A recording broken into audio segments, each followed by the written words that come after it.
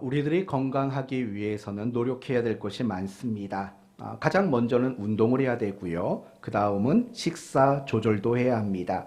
규칙적인 생활도 해야 합니다. 그리고 절제도 필요합니다. 그리고 무엇보다 우리에게 필요한 것이 있다면 정기적으로 그리고 꾸준히 나의 건강 상태를 점검하는 일입니다.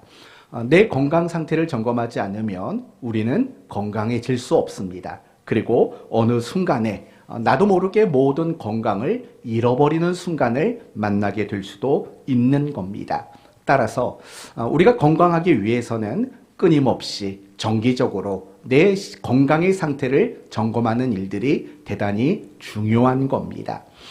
우리의 신앙생활도 마찬가지입니다. 나의 신앙이 건강하기 위해서는 날마다 나의 신앙의 상태를 점검하는 일들을 놓쳐서는 안 됩니다. 그 이유는 우리 모두는 온전한 사람이 아니기 때문에 그렇습니다. 온전한 사람이 아니라는 건 무슨 뜻입니까? 언제든지 우리가 신앙의 올바른 길을 잃어버릴 수 있는 존재이고, 우리는 언제든지 신앙이 부패할 수 있는 존재이고, 우리는 하나님보다도 세상의 것들을 얼마든지 더 사랑할 수 있는 그런 사람으로 바뀔 수도 있는 존재, 그것이 바로 우리가 온전하지 않은 존재다라는 말의 의미일 것입니다. 맞습니다. 나도 모르는 사이에 우리의 신앙은 방향을 잃을 수 있습니다. 그리고 우리의 신앙은 나도 모르는 사이에 잠들 수 있고 변질될 수 있다라는 사실을 우리는 잊지 말아야 합니다. 마태복음 6장 말씀을 보시면 구제와 기도와 금식과 관련된 권면이 나옵니다. 이런 식의 권면이지요. 너희가 구제할 때 나팔을 불지 말아라 라는 권면입니다. 여러분, 어떤 사람이 누군가를 구제할 때 나팔을 불었습니다. 어떤 의도로 불렀기 때문에 불지 말라는 겁니까? 사람들을 주목하고 사람들의 시선을 받기 위해 나팔을 불었기 때문입니다. 그러나 그 사람이 처음부터 나팔을 그런 의도를 가지고 불렀겠습니까? 아닙니다. 처음에는 정말 더 많은 사람들을 구제하고 싶은 마음, 순수한 마음에서 나팔을 불었을 겁니다. 그러나 시간이 지나면서 그 마음이 변질되어서 사람에게 보여주고 싶은 의도를 가지고 나팔 부는 자가 되고 만 겁니다. 길거리에서 기도하는 것도 마찬가지입니다. 처음부터 그렇게 나쁜 의도를 가지고 길거리에서 기도했겠습니까? 아닙니다. 처음에는 정말 순수한 마음을 가지고 하나님 앞에 기도 시간을 지키기 위해서 길거리에서 기도했을 겁니다. 그러나 사람들이 칭찬해 주자 그 의도가 변질되기 시작한 겁니다. 이제 사람들에게 자신의 기도하는 모습을 보여주기 위해서 의도적으로 길거리에서 기도하는 일들이 일어난 겁니다. 금식도 마찬가지입니다. 처음부터 씻지 않고 금식을 했겠습니까? 아니죠. 금식에 집중하기 위해서 씻지를 못했던 겁니다. 그러나 금식하고 있는 자신의 모습을 사람들이 봐주니까 그 순수한 마음에 변질이 찾아오게 된 겁니다. 제가 여러분에게 이런 말을 드리는 이유가 뭔지 아십니까?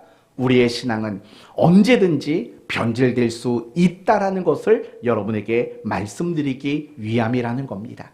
이건 몇몇 사람들만의 이야기가 아닙니다. 저에게도 해당되는 이야기고 이 자리에서 말씀을 듣고 있는 여러분 모두에게도 해당이 되는 것입니다. 여러분 주변에서도 아마도 이런 순간들을 많이 봤을 겁니다. 정말 순수했던 분인데, 정말 신앙이 좋았던 분인데 어느 순간에 그 순수함을 잃어버리고 그 좋았던 신앙들을 잃어버리는 여러분 주변의 사람들을 많이 보셨을 거라고 생각이 듭니다. 그게 우리가 될 수 있다는 겁니다. 우리도 정말 내 신앙을 늘 점검하지 않으면 그 변질된 사람이 바로 얼마든지 내가 될 수 있는 겁니다. 그래서 우리 모두는요, 항상 나의 신앙을 점검하는 그런 신앙의 모습들이 우리에게 있어야 하는 겁니다. 우리가 우리의 신앙을 점검해야 되는 또 하나의 이유가 있습니다. 그것은 나의 신앙을 점검하지 않으면 남의 신앙을 점검하는 사람이 되기 때문에 그렇습니다. 남의 신앙을 점검한다는 건 무슨 말일까요? 누군가를 비판하고 비난하고 정죄하는 것을 좋아하는 사람이 바뀌는 거예요. 왜냐하면요, 나를 점검하면 절대로 남을 점검하지 않게 돼 있어요. 나를 점검하며 남의 신앙을 비판하거나 남의 신앙을 정죄하는 이런 일들을 안 하게 되는 거예요. 항상 나를 점검하지 않는 사람, 그래서 변질되어 가고 있는 사람들이 남의 신앙을 점검하는 이런 잘못을 저지르게 되어 있기 때문에 그래요. 중요한 것은 무엇이냐면 나의 신앙을 점검하지 않으면 내 신앙이 변질되기도 하고 남의 신앙만 점검하고 비난하고 정죄하는 그런 사람이 되고 만다라는 겁니다.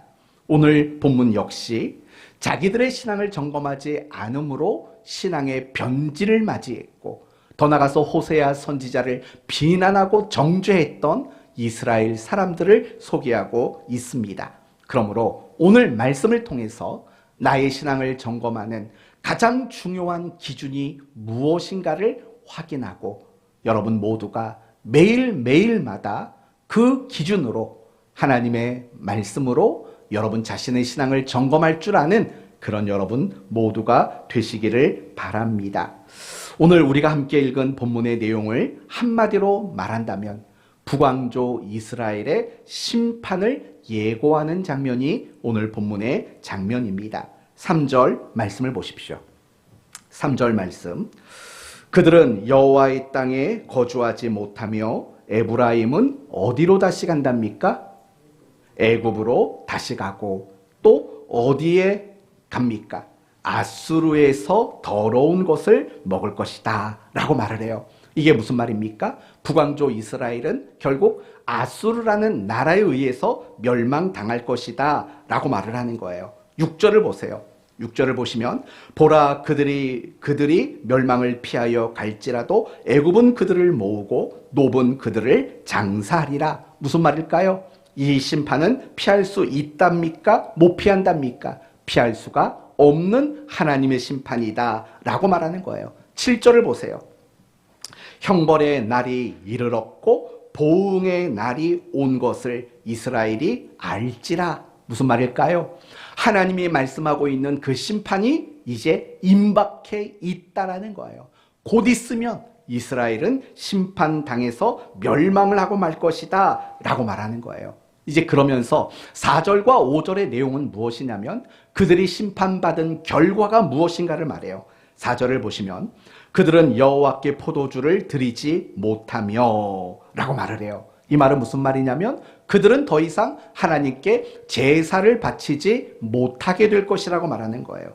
5절을 보시면 너희는 명절 날과 여호와의 절기의 날에 무엇을 하겠느냐? 무슨 말이에요? 그들은 더 이상 어떤 절기도 어떤 제사 의식도 드리지 못하게 될 거라고 말하는 거예요. 이게 무슨 말이냐면 그들은 하나님 백성이지만 하나님을 섬기는 그 일을 더 이상 하지 못하게 될 것이라고 말씀하고 있는 거예요. 그렇다면 여러분 이제부터 중요한 이야기를 해봅시다.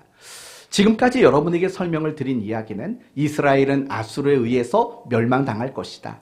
그 심판의 멸망은 피하지 못한다. 그리고 그 심판은 곧 임박해 올 것이다 라고 말씀을 드렸고 그 심판의 결과 하나님을 섬기지 못하게 될 것이라는 결과를 맞을 거라는 이야기까지 왔어요. 그렇다면 이 이스라엘 나라가 심판받게 되는 죄는 과연 무엇일까요? 바로 그 부분을 1절에서는 이렇게 말합니다.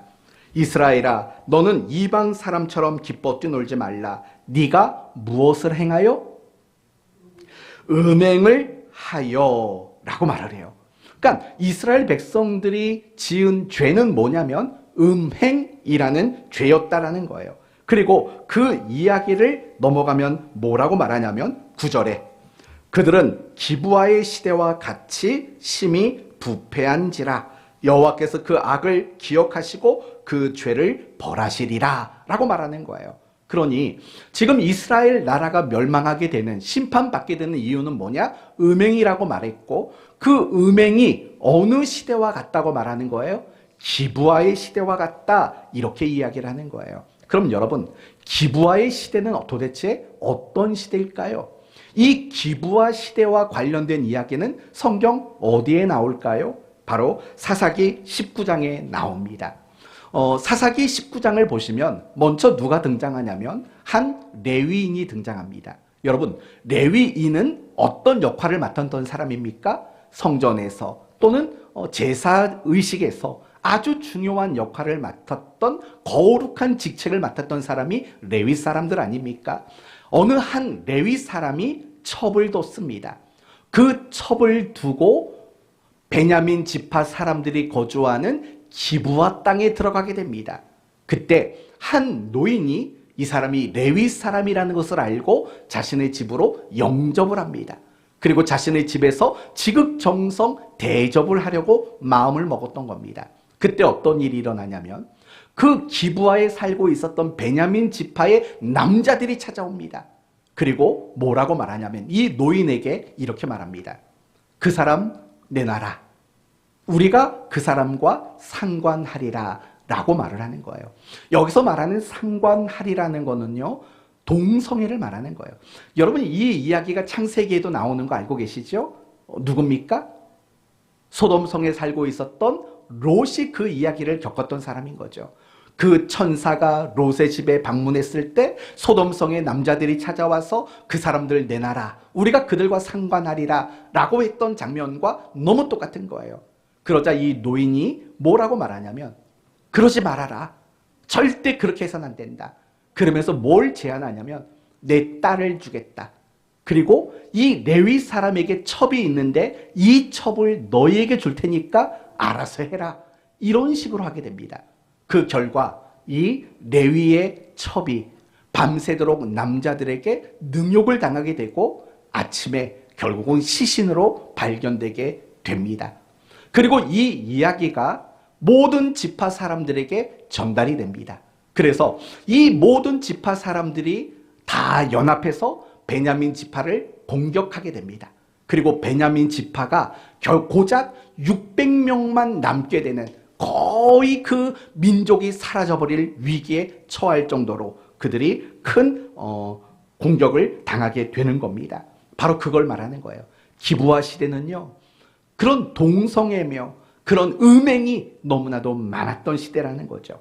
그런데 중요한 것은요, 성경에서 어떤 음행과 관련된 이야기가 등장할 때는요, 반드시 무엇과 연관되냐면 그들의 신앙의 상태와 연관이 되어 있는 거예요. 그래서 음행이 많았던 시대에는 우상 숭배도 많아지는 그런 시대로 이야기가 되는 거예요. 다시 말하면 결국 음행이라는 것은요, 하나님을 떠났을 때 나타나는 인간에게 대표적인 모습이 바로 음행이고 성적인 타락이다 라고 말하는 거예요. 그러니 지금 북이스라엘의 모습이 그와 같다라는 거예요. 그 기브아 시대에 그 베냐민 지파 사람들과 같이 부패하고 타락하고 변질되어 버린 바로 그런 상태에 처해 있다라는 거예요. 그래서 하나님은 그 이스라엘을 아수르 나라로 인해서 심판하시겠다라고 그렇게 말씀하고 있는 거예요. 그런데요, 지금 호세아 선지자가 이 북이스라엘을 향해서 이런 하나님의 심판을 선포하고 있지 않습니까? 이 꾸중과 심판을 들은 이스라엘 백성들의 반응은 어떠했는가를 보세요. 7절을 보시면 한번 같이 읽어봅시다. 7절 시작.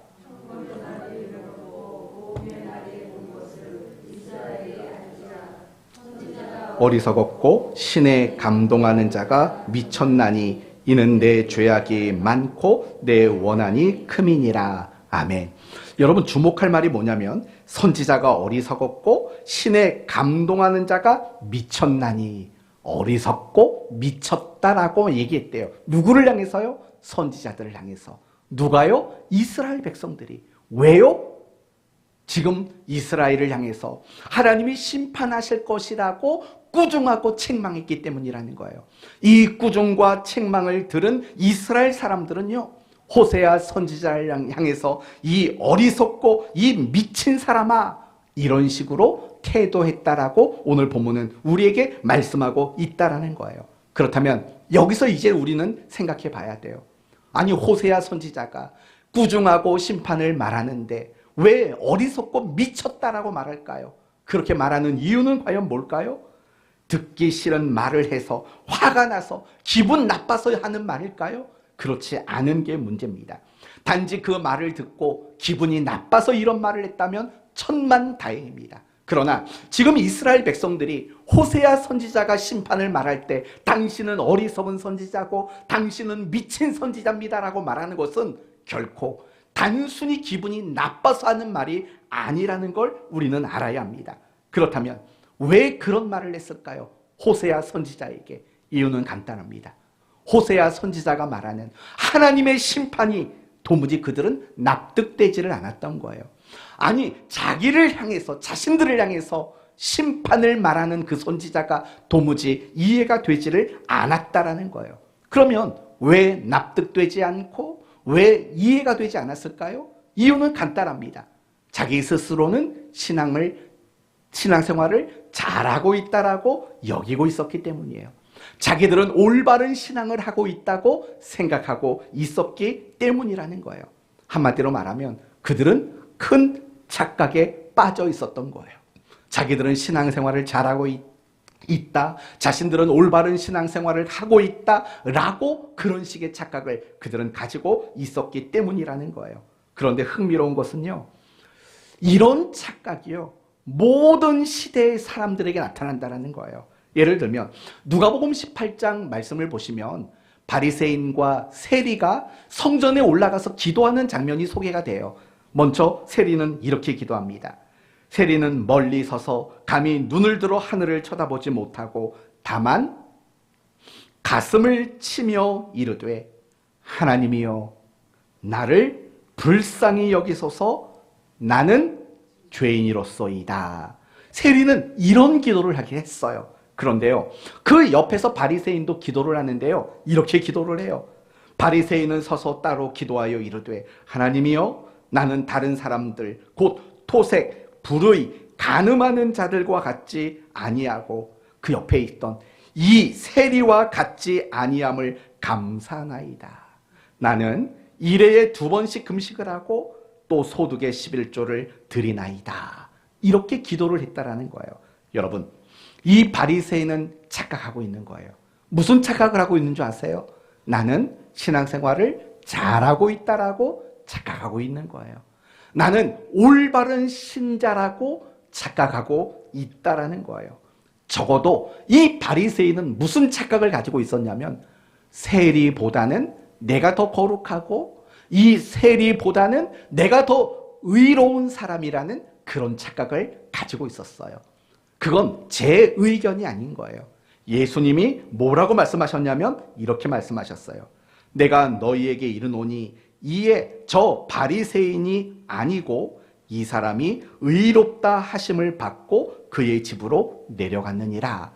여러분, 바리새인과 세리 중에 하나님께 의롭다고 인정받은 사람은 누구라고요? 세리였다고 말하는 거예요. 이 말은 무슨 말이에요? 바리새인은 스스로가 신앙이 좋다, 이 사람보다 의롭고 내가 이 사람보다 거룩한 사람이다 라고 생각했던 것이 큰 착각이었다라는 거예요. 하나님이 보실 때는요, 이 바리새인이 거룩하고 의로운 사람이 아니었고 도리어 세리가 더 의롭고 세리가 더 거룩한 사람이었던 거예요. 그러나 바리새인은요, 자기가 의롭고 자기가 거룩한 사람이라고 그렇게 착각을 하고 있었다라는 거예요. 이 바리새인은 그 당시 모든 바리새인들을 대표하는 사람들이거든요. 그 당시 모든 바리새인들은요, 자신들이 신앙이 제일 좋다고 생각했어요. 자신들이 가장 거룩하고 자신들이 가장 의로운 사람이라고 생각을 했어요. 그게 과연 올바른 생각이었을까요? 아니라는 거예요. 예수님은 그들에게 뭐라고 말하냐면 화 있을진저 독사의 자식들아 라고 이야기를 했던 거죠. 그렇다면 이 바리새인들이 자신들을 향해서 화가 있다, 독사의 자식들아 라고 말하는 이 말을 이해할 수 있었을까요? 납득하지 못했어요. 이해하지 못했어요. 왜 그러냐면 자신들은 의롭고 거룩하고 신앙이 좋은 사람이라고 착각하고 있었던 거예요. 오늘 본문도 마찬가지라는 거예요. 호세아 선지자가 온갖 죄악 가운데 빠져있는 이스라엘 백성들을 향해서 하나님의 심판이 곧 임할 것이다 라고 말하는 그 말이 이해가 되지 않는 거예요. 왜냐? 자신들은 신앙이 좋다고 생각했고 자기들은 올바르게 신앙생활을 잘하고 있다라고 그들은 착각하고 있었기 때문이라는 거예요. 여러분, 이 이야기는 마태복음 19장에도 또 나와요. 어느 한 부자 청년이 예수님께 나옵니다. 그리고 이렇게 물어보죠. 어떻게 하면 구원을 받습니까? 그러자 예수님은 이렇게 대답하십니다. 계명을 지키라. 부자 청년은 또 되묻습니다. 어떤 계명을 지켜야 합니까? 그러자 예수님은 5에서 10번째, 그 사람과 관련된 두 번째 돌판의 계명을 지키라고 말합니다. 그러자 이 부자 청년은 이렇게 말하죠. 제가 어렸을 때부터 이 계명은 다 지켰습니다. 라고 말하는 거예요. 여러분, 그 말 속에는 어떤 의도가 담겨져 있을까요? 저는 신앙생활을 잘했습니다. 우리 식대로 말하면 저는 모태신앙입니다. 저는 믿음이 얼마나 좋은지 모릅니다. 이렇게 대답을 했다라는 거예요. 그때 예수님은 이렇게 한 번 더 말씀합니다. 이 모든 것을 내가 지켰다. 그러자 이렇게 말하는 거죠. 네가 온전하고자 할진대 내 소유를 팔아 가난한 자들에게 주라. 그리고 와서 나를 따르라. 그때 부자 청년은 자신의 재산을 팔아 가난한 자들에게 나누었을까요? 아니요. 그냥 사라지고 말았습니다. 결국 그 모습은 우리에게 무엇을 보여주고 무엇을 입증합니까? 이 부자 청년은 그가 생각했던 것처럼 신앙이 좋았던 사람은 아니었다라는 거예요. 단지 자기 스스로가 그런 신앙의 착각에 빠져 있었다라는 것을 우리에게 보여주는 거예요. 가늠하다가 현장에서 붙잡힌 여인을 향해서 많은 사람들은 돌을 들었어요. 그들도 착각하는 거예요. 나는 이 여인보다 더 의롭고 더 거룩하다라고 그들은 착각한 거죠. 그때 예수님이 하신 말씀이 뭡니까? 너희 가운데 죄 없는 자가 돌로 쳐봐라. 아무도 돌로 못 쳤어요. 그들이 생각했던 것이 너무나 큰 착각이었다는 것을 보여주고 있는 장면 아니겠습니까? 고린도 교회 성도들도 마찬가지예요. 그들은 자신들이 믿음이 좋다고 생각했어요. 그래서 믿음이 없다고 생각하는 사람들을 향해서 비난과 정죄를 쏟아부었죠. 그러나 바울은 고린도 교회 성도들에게 결코 믿음이 좋은 사람들이 아니라고 책망을 했던 것도 기억하고 있지 않습니까? 여러분은 어떻습니까? 여러분도 혹시 착각에 빠져 있는 거 아닙니까? 나는 신앙이 좋고 나는 믿음이 좋다라고 혹시 여러분은 착각하고 있는 건 아닙니까? 나는 신앙이 좋지는 않지만 적어도 저런 사람들보다는 나는 신앙이 좋습니다. 적어도 나는 저 사람보다 거룩하고 나는 저 사람보다 의롭고 나는 저 사람보다 더 그리스도인답습니다. 혹시 이런 착각을 여러분은 가지고 있지 않습니까? 제가 여러분에게 설교를 하며 여러분을 향해 꾸중과 책망의 말을 할 때 목사님 미친 거 아니야? 혹시 여러분도 그런 생각을 하고 있지 않습니까? 말씀을 여러분이 들으실 때 그 말씀이 여러분도 이스라엘 백성들처럼 기분 나빠 들려지는 말씀은 혹시 아니십니까? 그 말은 무슨 말인지 아십니까? 그것은 내 신앙은 온전하다라는 거예요. 나는 신앙이 좋다라는 거예요. 여러분, 정말 내 스스로 신앙이 좋지 않다고 생각한다면 여러분이 어떤 말씀을 들을지라도 그 말씀은 여러분이 감사히 받아야 되는 거 아닙니까? 누가복음 18장에 나오는 그 세리의 기도처럼 멀리 서서 감히 눈을 들어 하늘을 쳐다보지 못하고 다만 가슴을 치며 이르되 하나님이여 불쌍히 여기소서 나는 죄인입니다. 늘 이런 마음이어야 되지 않습니까? 늘 이런 마음이 아니라면 우리는 이미 착각 가운데 살아가는 거예요. 나의 신앙은 이 정도면 괜찮아. 나는 이 정도 믿음 생활하면 괜찮은 거야. 라는 그런 착각 속에 있는 겁니다. 사람들은 이렇게 말하죠. 착각은 자유라고. 예, 착각은 자유입니다. 여러분 스스로가 여러분의 신앙에 대해서 어떻게 착각하든 그건 자유입니다. 그러나 저는 여러분에게 바랍니다. 그 착각에서 빨리 깨어나시기를 바랍니다. 그래서 적어도 여러분의 마음이 하나님 나를 불쌍히 여기소서 나는 죄인입니다. 이 마음이 없거든 우리 모두는 지금 신앙의 착각 속에 빠져 있다라고 스스로를 인정할 수 있는 그런 여러분이 될 수 있기를 바랍니다. 그렇다면 여러분, 지금 북왕조 이스라엘 사람들은 스스로가 신앙이 좋다고 생각을 했어요. 그래서 호세아 선지자가 심판을 말할 때 어리석은 자, 미친 자 이런 식의 반응이 나오고 말았어요. 그렇다면 이제 우리가 생각해 볼 것은 이런 겁니다. 그들은 왜 착각했을까요? 그들은 왜 스스로가 신앙이 좋다고 착각하게 되었을까요? 그 이유는 이런 겁니다. 자신의 신앙을 점검하는 기준이 잘못되었기 때문에 그렇습니다. 여러분, 정답이 아닌 답안지로 내 답을 점검하면 그게 올바른 점수가 나오겠습니까? 다 틀리는 거죠. 기준이 되는 것으로 내 모습을 점검해야 내가 정확히 나를 점검하는 거죠. 그러나 북왕조 이스라엘 사람들은 자신의 신앙을 점검하는 기준이 너무나도 잘못되어 있었기 때문인 거예요. 그러면 그들은 도대체 무엇을 기준으로 자신들의 신앙을 점검했을까요? 크게 두 가지였습니다.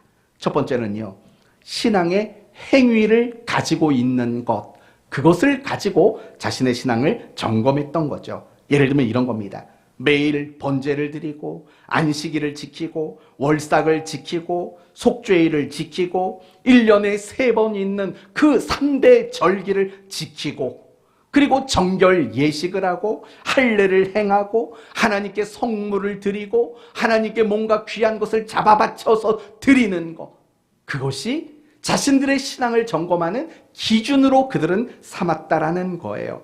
여러분, 미가서에서는 이런 말이 나오죠. 천천에 만만의 수양 같은 기름을 기뻐하실까라는 말이 나오고, 이사야서 1장에는 이런 말이 나와요.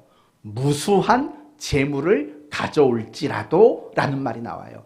그러니 여러분, 이스라엘 백성들이 하나님을 향해서 얼마나 많은 짐승들을 잡아바쳤는지 우리는 알 수 있다고요.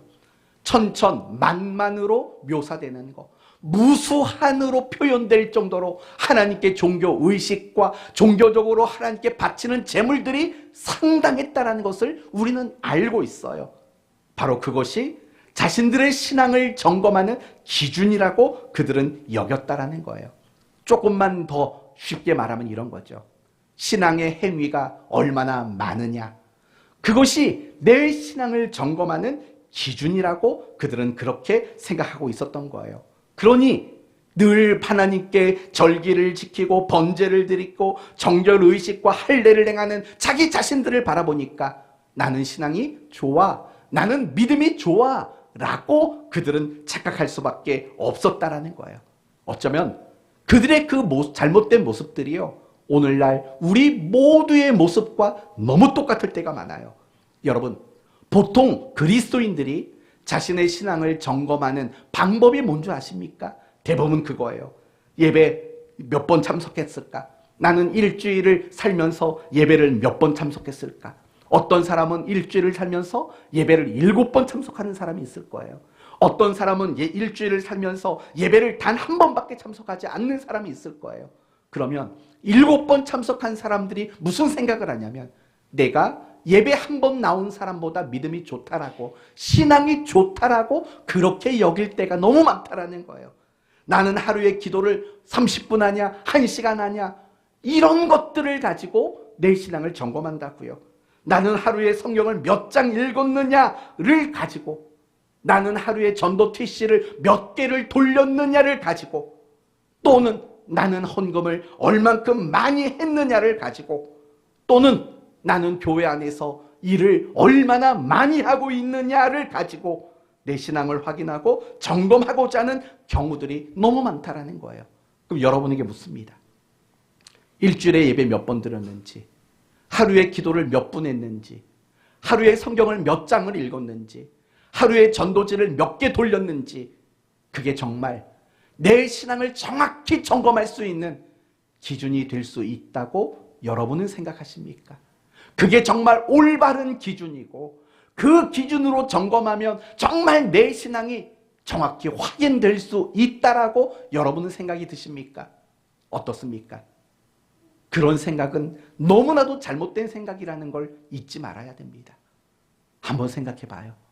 정말 그런 신앙의 행위가 많고 열심이 많다고 정말 신앙이 좋은 사람일 것 같습니까? 절대로 그렇지 않습니다. 여러분이 잘 아시는 디모데전서 3장 말씀을 보시면 교회에 직분자를 세우는 자격을 이야기합니다. 여기서 말하는 직분자란 감독 또는 장로 또는 안수집사, 이런 집사를 세우는 자격 기준을 이야기하는 겁니다. 이렇게 나옵니다. 한번 들어보십시오. 미쁘다 이 말이요. 그 사람이 감독의, 이거는 장로를 말하는 겁니다. 감독의 직분을 얻으려 함은 선한 일을 사모하는 것이라 함이로다. 그러므로 감독은 책망할 것이 없으며 한 아내의 남편이 되며 절제하며 신중하며 단정하며 나그네를 대접하며 가르치기를 잘하며 술을 즐기지 아니하며 구타하지 아니하며 오직 관용하며 다투지 아니하며 돈을 사랑하지 아니하며 자기 집을 잘 다스려 자녀들로 모든 공손함으로 복종하게 하는 자라야 할지며. 이게 장로의 기준입니다. 제가 여러분에게 읽어드린 하나도 빼놓지 않고 장로의 기준을 읽었습니다. 이 속에 예배의 횟수가 나옵니까? 기도의 시간이 나옵니까? 또는 성경을 몇 장 읽었느냐가 나옵니까? 아니면 전도를 몇 명 했느냐가 나옵니까? 결코 나오지 않습니다. 이거는 장로의 기준에만 해당되는 게 아닙니다. 남자 집사들 이야기도 마찬가지입니다. 이와 같이 집사들도 정중하고 일구이연을 하지 아니하고 술에 임박히지 아니하고 더러운 일을 탐하지 아니하고 깨끗한 양심의 믿음의 비밀을 가진 자라야 할지니라 라고 말을 해요. 여집사도 마찬가지예요. 여자들도 이와 같이 정숙하고 모함하지 아니하며 절제하며 모든 일에 충성된 자라야 할지니라. 집사들은 한 아내의 남편이 되어 자녀와 자기 집을 잘 다스리는 자일지니라 라고 말을 한다고요. 어떤가요? 정말 우리가 생각하고 있는 내 신앙을 점검하는 그 기준들이 여러분 이 본문에 나오는 장로와 집사들을 세우기 위한 그 자격 조건과 기준 속에 포함이 되어 있다고 생각하십니까? 단 한 가지도 포함되어 있지 않습니다. 제가 이렇게 말하는 이유가 뭡니까? 내 신앙을 점검하는 것은 절대로 신앙의 행위를 잘했느냐 못했느냐, 이게 절대로 기준이 될 수 없다라는 걸 여러분에게 말씀을 드리는 거예요. 제발 여러분이 성경 몇 장 읽은 것 가지고 스스로가 신앙생활을 잘하고 있다고 착각하지 마세요. 절대로 그것은 여러분을 점검하는 기준이 될 수 없어요. 도리어 그런 기준을 가지고 자꾸 여러분 자신을 점검하게 되면 여러분은 바리새인이 될 수밖에 없어요. 서기관이 될 수밖에 없어요. 그리고 여러분이 무엇인가를 잘못했다고 말하는 것을 듣기 싫어하는 굉장히 교만한 사람이 될 수밖에 없다는 걸 여러분은 잊지 말아야 되는 거예요. 기억하셔야 됩니다. 결코 그런 것들로 여러분의 신앙을 점검하지 마시고 그런 것들로 여러분의 신앙의 위안을 삼으려고 하지 마세요.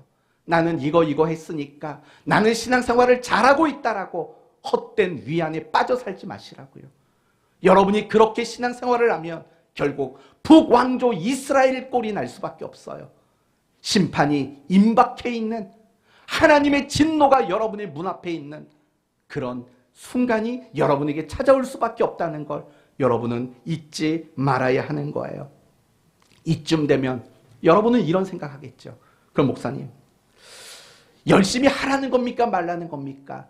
라는 반문을 하고 싶으실 거예요. 열심히 하세요. 성경 열심히 보고 제발 예배 좀 열심히 나오세요. 예배가 우리 교회는 그냥 주일만 월세 내고 살았으면 좋겠어요. 뭐 주중에 성도들이 와야 예배를 드리죠. 열심히 하세요. 기도 많이 하고 성경도 많이 보세요. 그리고 전도도 열심히 하세요. 그러나 그걸 열심히 하는 이유는 그걸 가지고 나를 점검하거나 그걸 가지고 신앙의 위안을 삼으려고 하지 마세요. 여러분의 신앙을 점검하는 유일한 방법은 그런 게 될 수가 없는 거예요. 여러분이 신앙생활을 열심히 하는 그 이유는 뭐예요? 하나님을 사랑한다고 표현하기 위해서예요. 하나님이 기뻐하시기 때문에 하는 거예요. 그게 여러분의 신앙을 점검하는 기준이 될 수 없다는 걸 여러분은 명심할 줄 알아야 돼. 이스라엘 백성들 거기서 잘못된 거예요. 우리는 신앙의 행위가 많아. 우리는 열심히 짐승 잡아바쳐. 여러분 이런 걸 가지고 자신을 점검하고 그게 기준이라고 생각하는데 자기들이 신앙생활을 잘하고 있다고 밖에는 어떻게 더 생각할 수 있겠냐고요. 잘못된 기준인 거예요. 두 번째, 그들이 가지고 있던 잘못된 신앙 점검의 기준은 바로 번영과 잘됨이라는 거예요. 번영과 잘됨. 여러분, 우리가 호세아서를 읽을 때 꼭 기억해야 되는 배경이 있어요. 그건 뭐냐면 여로보암 2세가 통치했다라는 거예요. 이 사람은 굉장히 악한 왕이에요. 그리고 여러분이 또 하나 기억해야 되는 배경이 있어요. 그건 뭐냐면 그 당시 이스라엘은 대단히 번영했다라는 거예요.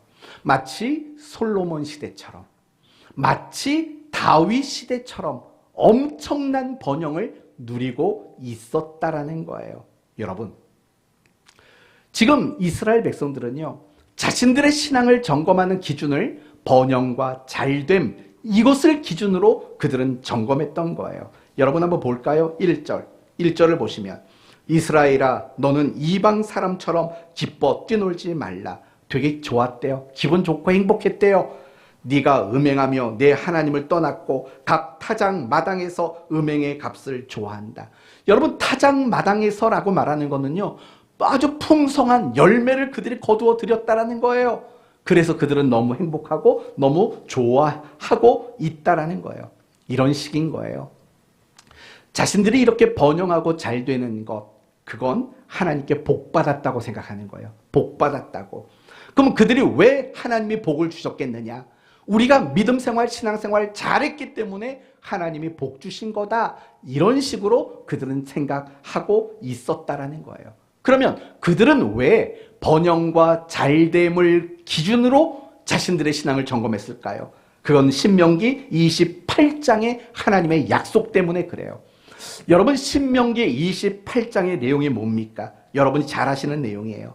네가 내 하나님 여호와의 말씀을 청종하면 이 모든 복이 내게 임하여 내게 이르되 성읍에서도 복을 받고 들에서도 복을 받을 것이며 내 몸의 자녀와 내 토지의 소산과 내 짐승의 새끼와 소와 양과 새끼가 복을 받을 것이며 내 광주리와 떡반죽 그릇이 복을 받을 것이며, 여러분이 잘 아시는 대로 들어가도 복을 받으며 나와도 복을 받으며 앉아도 복을 받으며 일어서도 복을 받을 것이다 라고 말해요. 이런 복을 누구에게 준대요?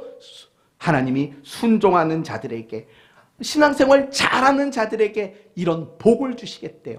그리고 반대로 말하면 신앙생활을 열심히 잘하지 않으면 나가서도 저주를 받고 앉아도 저주, 일어서도 저주, 이런 것들을 받을 거라고 이야기를 해요. 여러분 생각해 봐요. 이게 하나님의 약속이에요. 그런데 하나님의 이런 약속을 기준으로 생각해 봐요. 지금 이스라엘 백성들은 번영하고 있어요. 잘 되고 있어요. 복을 엄청 많이 받았어요. 그러니 당연히 그들은 뭐라고 생각하겠어요?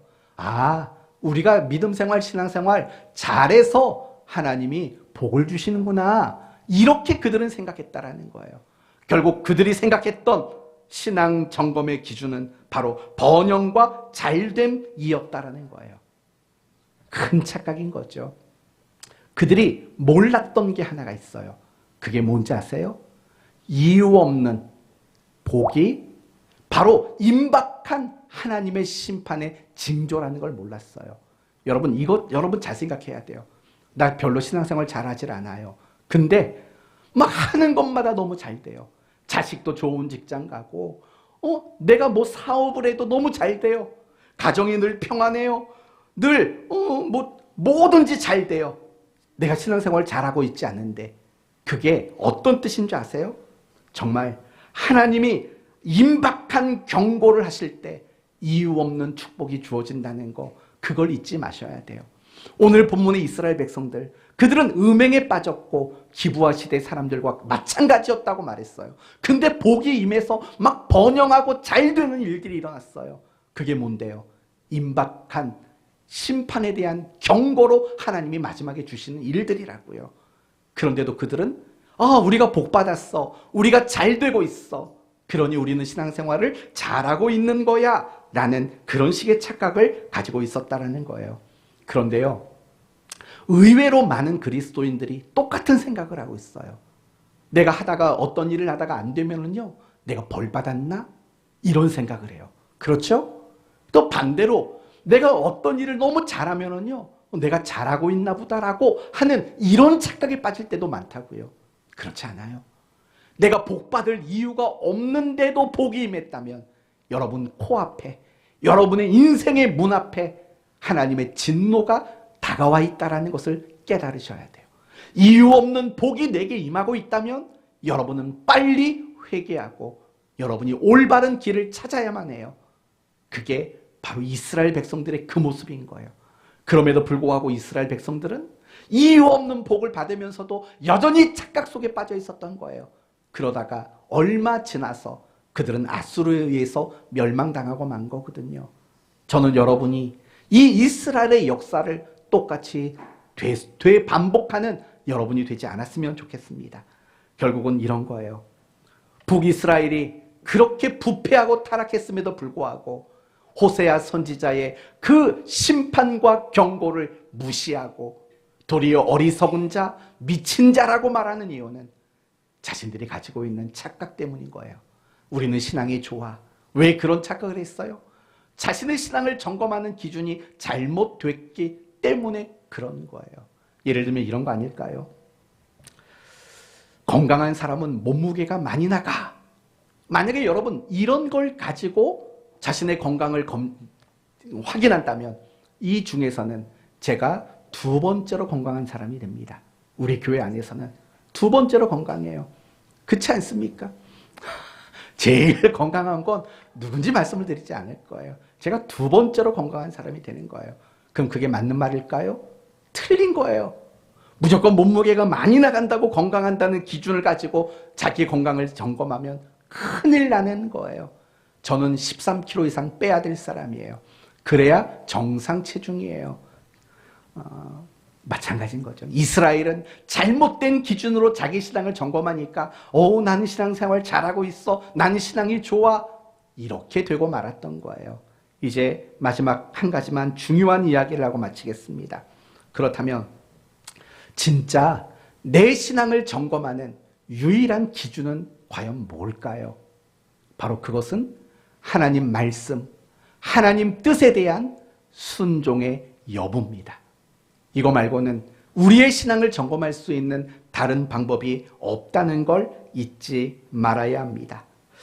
오늘 본문 3절을 보시면 이와 연관된 이야기가 나와요. 3절을 보세요. 그들은 여호와의 땅에 거주하지 못하며 라고 말을 해요. 에브라임은 애굽으로 다시 가고 아수르에서 더러운 것을 먹을 것이다. 여러분 다시 잘 생각해 봐요. 지금 이스라엘 백성들은 어느 땅에 살고 있나요? 가나안 땅에 살고 있어요. 그런데 그들이 애굽으로 아수르로 가게 된다고 말을 해요. 그러니까 가나안 땅에 더 이상 살지 못하고 추방이 된다라는 말인 거예요. 이 말은요, 그들이 하나님의 말씀과 뜻에 순종하지 않았다라는 뜻인 거예요. 그게 어디에 그 이야기가 나오냐면 신명기 30장에 이 말씀이 나와요. 제가 한번 읽어봐 드릴게요. 그러나 내가 만일 마음을 돌이켜 듣지 아니하고 유혹을 받아 다른 신들에게 절하고 그들을 섬기면 내가 오늘 너희에게 선언하노니 너희가 반드시 망할 것이라. 너희가 요단을 건너가서 차지할 땅에서 너희의 날이 길지 못할 것이다. 너희가 차지한 그 땅에서 길지 못할 거래요. 더 이상 살지 못하게 될 거래요. 그러니 이 말은 이런 거죠. 이스라엘 사람들이 가나안 땅에서 나가게 된다라는 건 결국은 하나님 말씀에 순종하지 않았다라는 것을 확인시켜주는 사건이다라는 거예요. 이스라엘 백성들이 아수르에 의해서 끌려가고 이스라엘 백성들이 바벨론에 의해서 포로로 끌려가서 가나안 땅에 살지 못하게 되는 거.